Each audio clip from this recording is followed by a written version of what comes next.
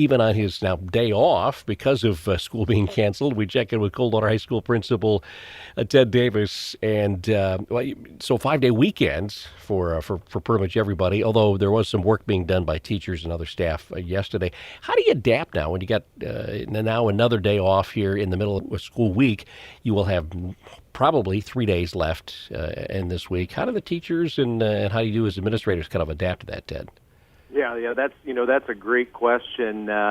We all know that the best thing is for kids to be in the classroom and with teachers and in that face-to-face interaction. But we also got to err on the side of caution and make sure the number one concern is to keep everybody, both staff and students, safe in this kind of weather. But yeah, I think the biggest thing that we try to do and a staff does is the use of the kind of that COVID phase that we came out of really kind of prepared us for things like this. So when you're unable to be there face to face and you use the Google Classroom, you use some of those online platforms to try to get some information out to the students and give them that opportunity to continue to work on their education. So now, do teachers pretty much shorten up their teaching plan for the week, or do they have some extra assignments? Are they sending out stuff today? How does that work? It'll depend on teachers and things like that, but yeah, the idea, obviously teachers have to adapt, and now you have a smaller amount of time to get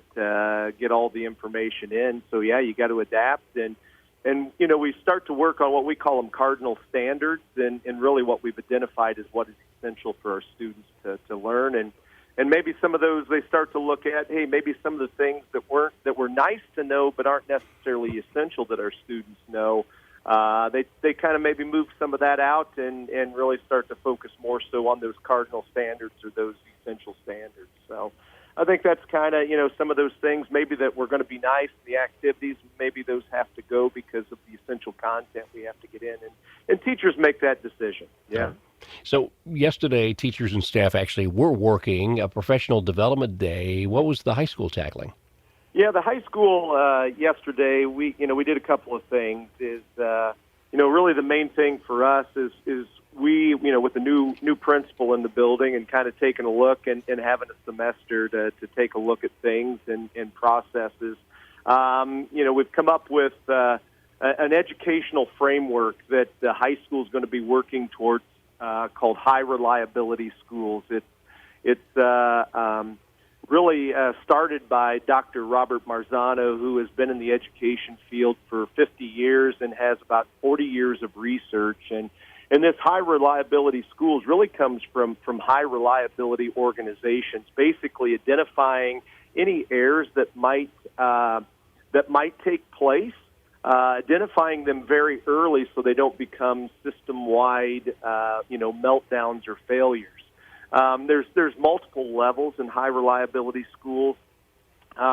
Really for us, there's the first three levels are kind of the foundational levels: a safe, supportive, and collaborative culture, effective teaching in every classroom, and a guaranteed and viable curriculum. And those are the things that as we talked yesterday as a group that I think our staff they understand that kind of our goal is to always try to improve our practice and always do what's good for kids, right? So those are some of the things that we talked about as a staff, and we're kind of lining things up right now, forming our plans, and then as we start next school year, we'll really start in that first level of safe, supportive, and collaborative culture and start to go down that path. All right. A couple of weeks into the new semester, but already you're planning for scheduling for 2024, 2025, right?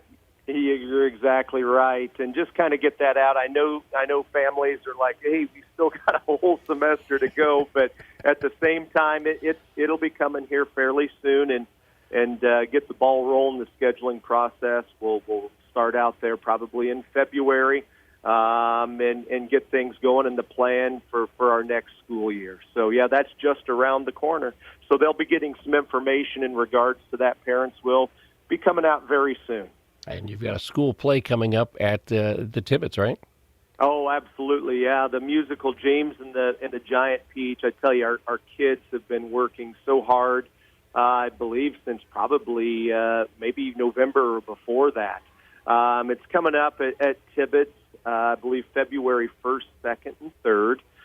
If you need information on that, our music department or drama department has a Facebook site that has all kinds of information. And if you're interested in tickets, this year our students aren't selling those tickets. They're going to be available through Tibbetts. So you can go to the Tibbetts website and get your tickets there. It's going to be an outstanding play. And, and as I said, our director, Charlene Rucker, and Kayla Sellers have been putting in a ton of time to try to prepare our students, and I know it's going to be an amazing performance. Yeah, tibbetts.org, the website. Now, were you a musical guy, acting guy when you were in high school? We didn't. When I was in high school, we didn't have drama, but I was in a show choir, so I did a little bit of singing and dancing when I was in high school. For 3 years, was in our group. We were called the Our Guys and Gals kind of thing. So yeah, I did a little singing and dancing with that. Well, so yeah, that helps you out in your karaoke days now, right? Well, I don't spend a lot of time doing karaoke, but yeah, if I had that opportunity, I'm sure it would. But certainly helps me as I sing in the car on the way to work. There you go. Well, Ted, thanks for checking in this morning, even though you guys don't have classes, and hopefully get the rest of the weekend at the high school, all right? Yep. Hey, thanks so much for this opportunity. I do appreciate it. Talk soon. Ted Davis, principal at Coldwater High School, with us on this high school update.